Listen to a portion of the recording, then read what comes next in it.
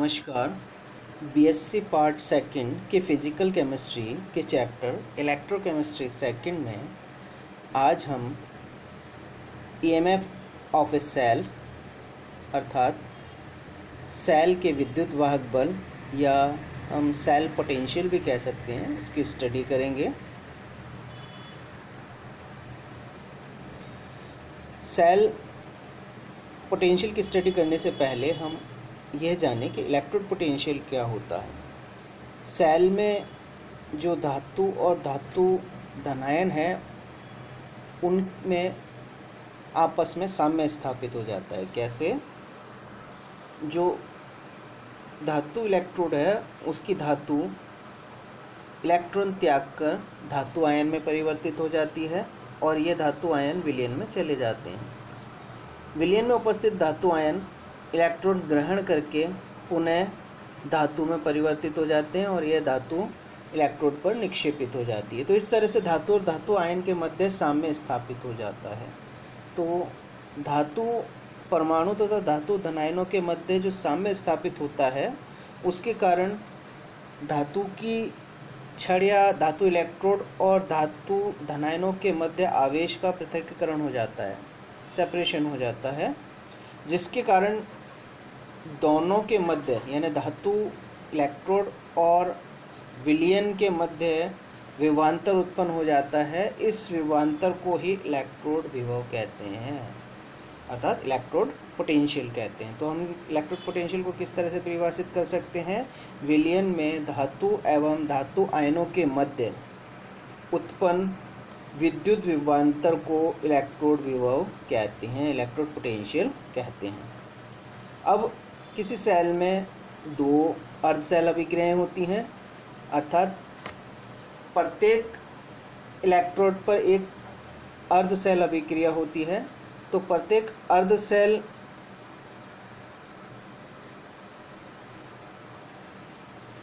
के इलेक्ट्रोड पर उत्पन्न विभव को हम इलेक्ट्रोड विभव कहते हैं।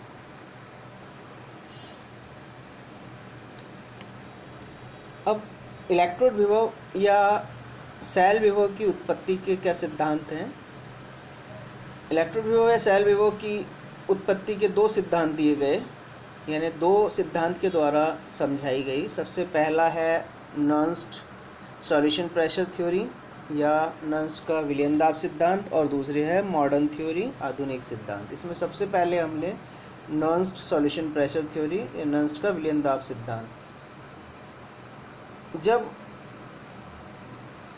धातु जो है विलयन में घुलकर इलेक्ट्रॉन त्यागने की प्रवृत्ति दर्शाते हैं तो इलेक्ट्रॉन की त्यागने की प्रवृत्ति से विलयन का दाब P स्थापित हो जाता है अर्थात जो धातु है वो इलेक्ट्रॉन त्याग कर विलयन में धातु आयन के रूप में मुक्त हो जाते हैं तो विलयन दाब P डेवलप होता है। अब जो आयन है उनके कारण एक परासरण दाब भी होता है पाई। यदि विलयन दाब परासरण दाब पाई से अधिक है तो इलेक्ट्रोड ऋणावेशित हो जाता है और यदि P is less than pi है अर्थात जो विलयन दाब है वो परासरण दाब से कम है तो इलेक्ट्रोड धनावेशित हो जाता है।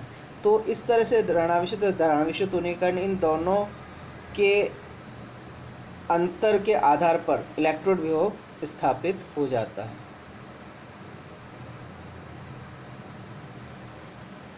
दूसरा जो सिद्धांत है वो है मॉडर्न थ्योरी, आधुनिक सिद्धांत। इस सिद्धांत को हम एक्सप्लेन करने के लिए हम एक एक्सपेरिमेंट देखें। मान लो एक इलेक्ट्रोलाइट सॉल्यूशन है, उसमें कोई धातु की पत्ती M हम डिप करते हैं तो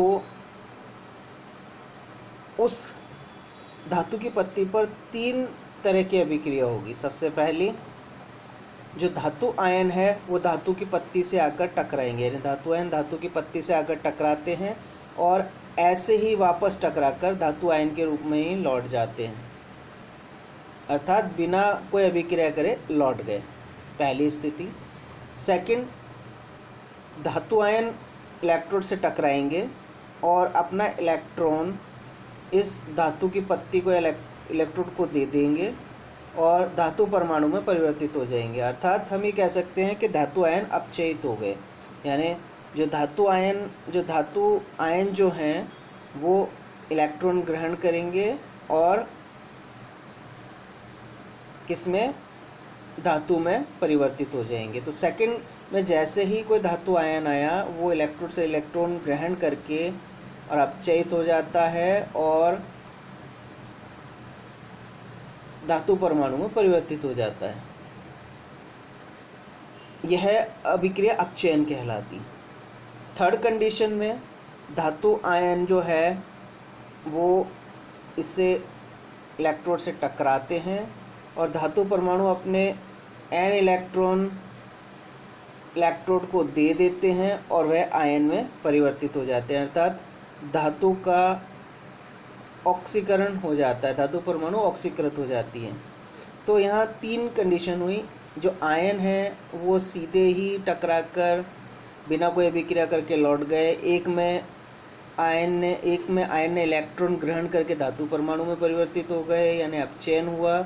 और दूसरा, धातु परमाणु इलेक्ट्रॉन देकर आयनित हो गए, अर्थात ऑक्सीकरण हो गया।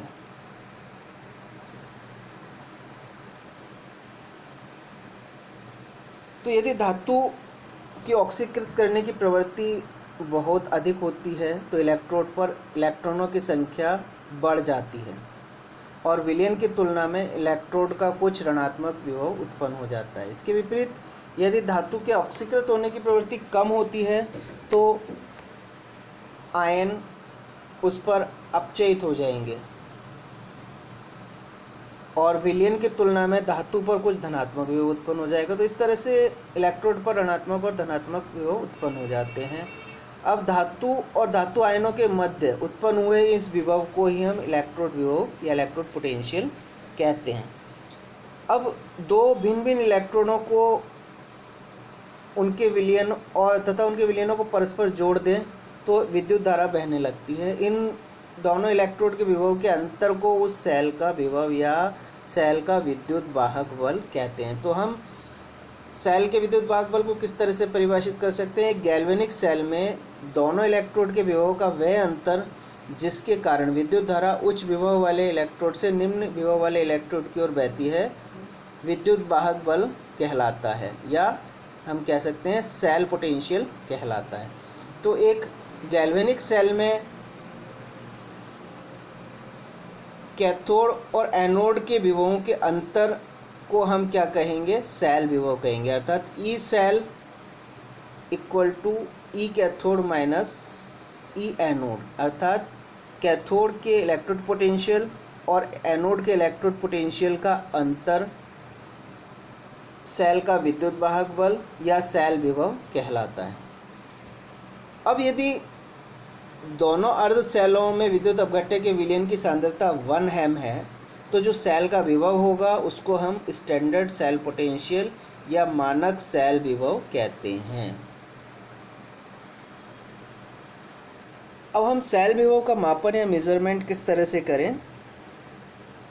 अभी हमने देखा कि सेल विभव या सेल का विद्युत वाहक बल हम किसे कहते हैं? खुले परिपथ में, अर्थात जब सेल में कोई विद्युत धारा ना हो रही हो तो जो इलेक्ट्रोड हैं उन इलेक्ट्रोडों का जो विभवांतर है वो सेल का विद्युत वाहक बल या सेल विभव कहलाता है। अब जो विद्युत वाहक बल है उसको हम परिपथ में वोल्ट मीटर लगाकर ज्ञात नहीं कर सकते, क्योंकि जैसे ही अगर हम वोल्ट मीटर लगाते हैं तो इस प्रक्रम में कुछ न कुछ धारा प्रवाहित होती है जिससे सेल विभव या विद्युत वाहक बल का सही मान प्राप्त नहीं होता है। अतः सेल विभव का सही मापन हम पोगेंड्रॉफ कंपनसेशन प्रिंसिपल या पोगेंड्रॉफ संपूरक सिद्धांत के आधार पर निकाल सकते हैं। इसके अनुसार यदि सेल विभव के बराबर विभव हम कोई बाह्य स्रोत से या अन्य सेल से विपरीत दिशा में लगाते हैं तो विविध जो धारा है वो प्रवाहित नहीं होगी। इस अवस्था में जो सेल बाह्य सेल द्वारा जो लगाया गया विभव है वो हमारे सेल का विद्युत वाहक बल कहलाता है।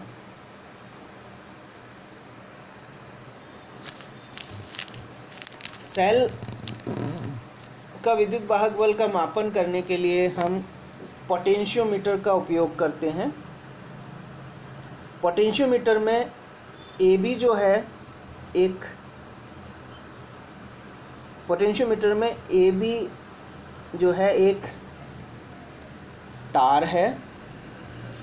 इसे हम पोटेंशियोमीटर स्लाइडिंग वायर कहते हैं, जिसका अनुप्रस्थ काट क्षेत्र और प्रतिरोध A से B तक समान होता है और यह उच्च प्रतिरोध वाला तार होता है। इस पर जो जोकी है वो A से B तक स्लाइड कर सकती है। इस AB तार को यानी A और B टर्मिनल से हम एक संचयक सेल स्टोरेज सेल C जोड़ देते हैं। संचयक सेल C का विद्युत वाहक बल अज्ञात सेल के विद्युत वाहक बल से अधिक होना चाहिए। इस स्टोरेज सेल को हम धारा नियंत्रक और अमीटर और की से टर्मिनल B से जोड़ देते हैं, यानी C को हम धारा नियंत्रक, की और अमीटर से जोड़ते हुए टर्मिनल B से जोड़ देते हैं। अब हम जिस सेल का हमें विद्युत वाहक बल ज्ञात करना है उसे हम X मानते हैं। तो X सेल को हम टर्मिनल A से इस प्रकार से जोड़ते हैं कि X का जो विद्युत वाहक बल है वो विपरीत हो, यानी C के विपरीत हो, यानी C के और X के विद्युत वाहक बल एक दूसरे का विरोध करें। इसी तरह से टर्मिनल A से हम एक सोर्स बैटरी या सोर्स सेल S जोड़ देते हैं। X और S को हम टू वे की द्वारा जोड़कर एक गैल्वेनोमीटर से कनेक्ट कर देते हैं और गैल्वेनोमीटर को एक जोकी से जोड़ देते हैं। ये जोकी A से B पर स्लाइड करती हैं। अब हम पहले टू वे की में यहाँ की लगा देते हैं, अर्थात टर्मिनल A और जोकी से हम सेल X को जोड़ देते हैं जिसका विद्युत वाहक बल हमें ज्ञात करना है। अब जैसे हम X को जोड़ते हैं और जोकी से A से B तक हम स्लाइड करते हैं, तो जिस पॉइंट पर मान लो यह D पॉइंट पर आकर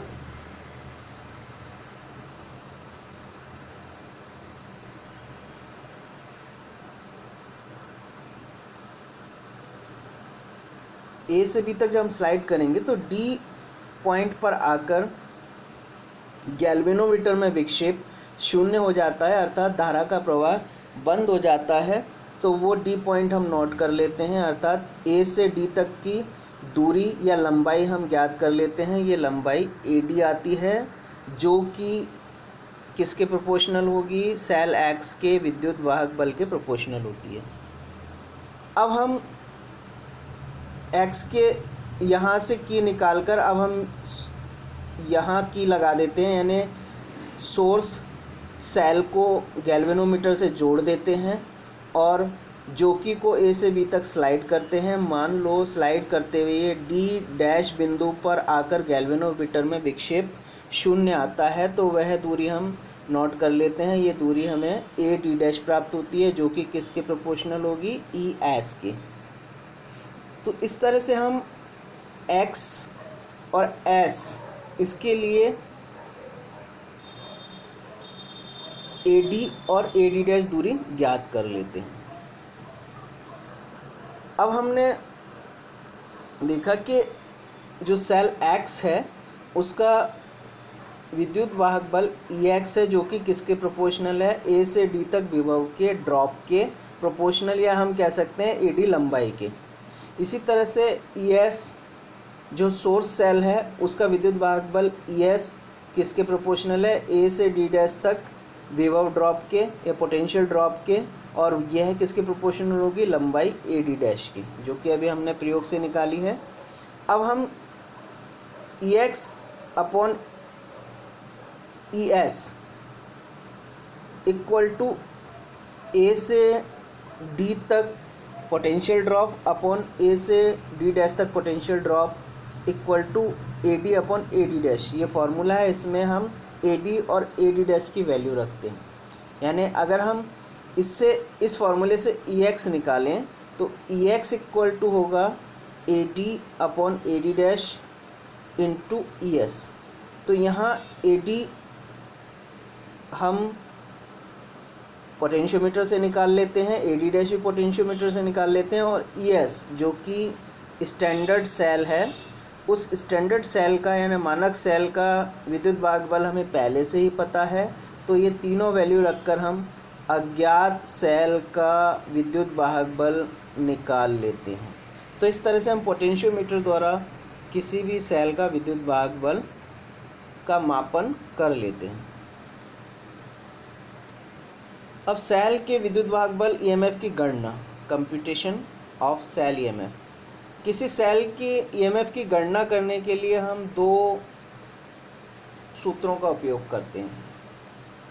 पहला, E cell equal to E zero cathode minus E zero या ई नॉट एनोड। सेल में दो इलेक्ट्रोड प्रयुक्त होते हैं। इन इलेक्ट्रोड का जो पोटेंशियल होगा वो इलेक्ट्रोड पोटेंशियल कहलाता है। कैथोड का जो पोटेंशियल होगा वो ई कैथोड होगा, और एनोड का जो पोटेंशियल होगा वो ई एनोड होगा। दोनों इलेक्ट्रोड के पोटेंशियल का डिफरेंस निकालकर हम ई सेल या ई नॉट सेल निकाल लेते हैं, या किसी सेल का विद्युत वाहक बल निकाल लेते हैं। दूसरा, हम नन्स समीकरण की सहायता से भी ईएमएफ, किसी सेल का ईएमएफ निकाल सकते हैं। नन्स इक्वेशन हमारी क्या है, E cell equal to E not cell minus R T upon N F 2.303 log Q. यहाँ E cell standard cell potential है या मानक सेल का विद्युत वाहक बल है, जो कि हमें पहले से ही पता है। आर गैस नियतांक है, टी ताप है, एफ फैराडे कांस्टेंट है, और क्यू उत्पाद और क्रियाकारकों की सांद्रता का अनुपात है। तो E cell, R, T, F और क्यू की वैल्यू रखकर हम किसी सेल का विद्युत वाहक बल ई सेल ज्ञात कर लेते हैं। तो इस तरह से हम किसी सेल के ईएमएफ की गणना कर लेते हैं। Thank you.